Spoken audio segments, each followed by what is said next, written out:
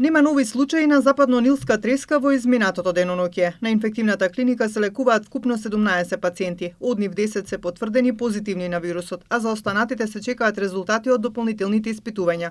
Тројцата пациенти се уште во критична состојба и се на механичка вентилација, а сите останати се со воспаление на мозочната опвивка и се лекуваат на одделот за невроинфекции.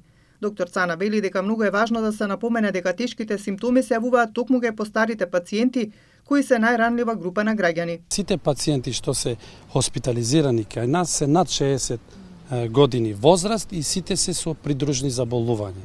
И тоа треба да се напомене. Значи, постарите лица со придружни заболувања, имунокомпрометирани лица, тоа со ослабен имунитет, се подложни на овој вид на заболување. Тоест на потешката форма, затоа што 80% од случаите поминуваат лесно или да кажам и асимптоматски. Западно-нилската треска се пренесува само ако ве касне заразен комарец и не се пренесува од човек на човек. Лекарите апелираат до граѓаните ако почувствуваат висока температура, главоболка, треска, дезориентираност, веднаш да се јават на инфективната клиника. Периодот на инкубација е од 3 до 14 дена.